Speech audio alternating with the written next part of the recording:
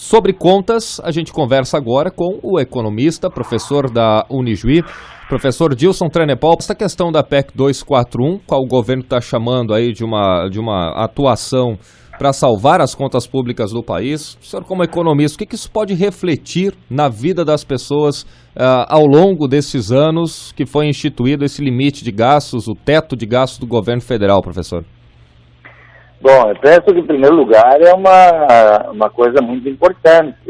Foi uma decisão de grande envergadura, tanto é que os conflitos se estabeleceram, a importância que o governo deu para a tomada dessa decisão, a importância da oposição contestando, etc., pelo fato de já de se tratar de uma emenda à Constituição. Então, o primeiro reconhecimento que a gente precisa fazer é de que é algo bastante importante.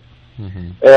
A importância, no meu entender, está no fato dele estabelecer regras para 20 anos. Né? Então, nós estamos, digamos assim, com base na situação atual do país, definindo critérios que terão validade para os próximos 20 anos. Talvez aí esteja, no meu entender, a grande contradição da própria medida. Quer dizer, nós temos uma situação, na minha opinião, conjuntural, né? Nós temos sim uma desorganização das contas públicas, tá? E com base nessa desorganização, nós estamos não tomando medidas para corrigir o problema atual, digamos assim, dessa situação, e sim com base na circunstância da desorganização, estabelecendo regras de longo prazo. São regras que vão ter efeito apenas depois de 2019, depois de 2020. Até lá elas não terão efeito nenhum, né?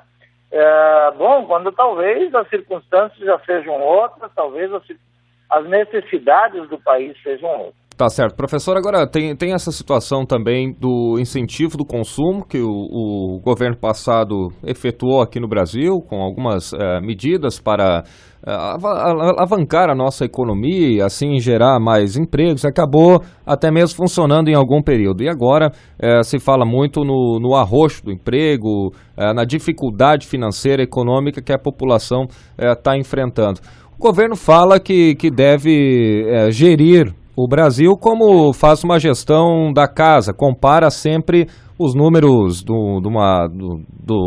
da pessoa em casa com os números do governo federal. É correto fazer esta política, o professor, de um governo gastar apenas aquilo que arrecada? Isso aí, daqui a pouco, ali para frente, não vai acabar faltando em algum setor? Primeiro que é preciso separar conceitualmente isso. Não é a mesma coisa comparar as contas públicas com as contas da minha casa ou da casa de qualquer família, e tampouco com a dinâmica das contas de uma empresa. Não é a mesma coisa. Existe um conjunto de elementos que diferenciam do ponto de vista da natureza dessas coisas. Uhum. Por exemplo, o governo federal pode emitir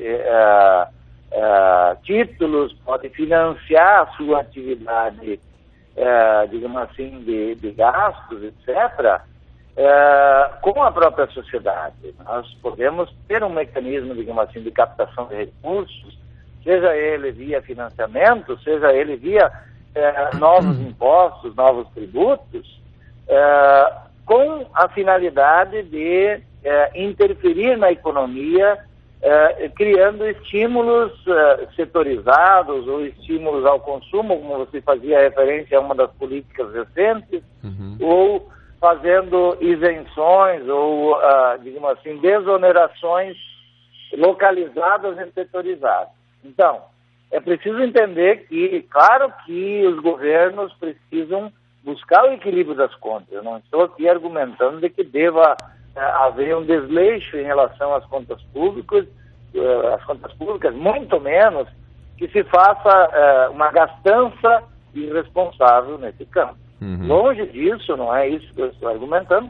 O que eu estou dizendo é que o governo precisa sim levar em conta que as suas decisões, as decisões relativamente às contas públicas, afetam o restante da economia, afetam o conjunto da sociedade brasileira e podem criar dificuldades para setores da sociedade, especialmente os mais fragilizados, podem criar problemas no emprego, podem criar problemas de infraestrutura, que me parece que é o risco maior que se apresenta com o quadro que está colocado agora. Uhum. Então, há sim necessidade de não só fazer fechar a sua própria conta, mas ver como a forma como faz esse fechamento reflete no conjunto da sociedade.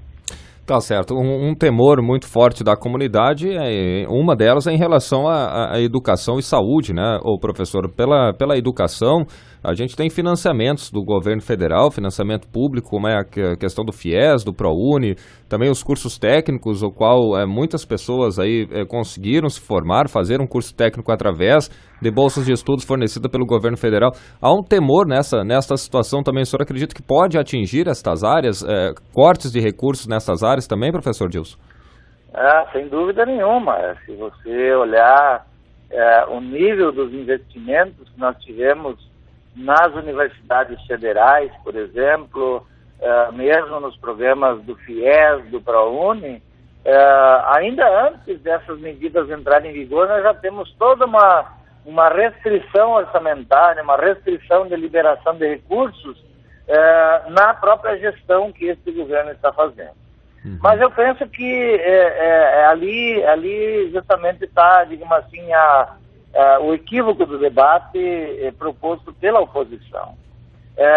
Essas duas áreas, a educação e a saúde, são áreas que precisam sim grandes investimentos e talvez sejam áreas em que a necessidade maior que se coloque não é ampliar os investimentos e sim tornar esses investimentos mais efetivos, ou fazê-los de forma mais qualificada. Uhum. Me parece que o grande impacto que nós vamos ter a partir dessa PEC será nos investimentos públicos para a infraestrutura. Tá? Uhum. Como existe um conjunto de despesas contingenciadas, vamos dizer assim, ou que estão determinadas por percentuais ligados à receita do governo, essas áreas dificilmente sofrerão cortes maiores, cortes mais significativos. O que haverá restrição de recursos de forma mais séria são nas áreas discricionárias, ou seja, nas áreas em que o governo decide se investe ou não. Uhum. Como o limite do teto estabelecido é um teto global, será nessas áreas que haverá o maior aperto, especialmente estradas, conservação de estradas, construção de pontes, viadutos e coisas desse tipo, portos, aeroportos, etc., possivelmente desaparecerão os recursos públicos para essas obras.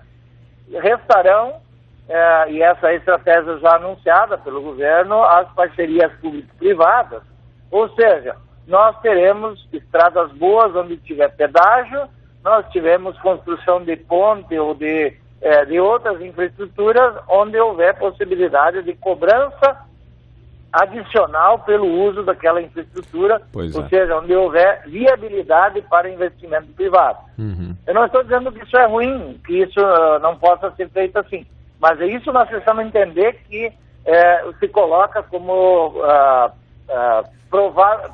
provável cenário para o futuro. Tá certo. Professor Dilson Trenepol, professor de Economia da Unijuí,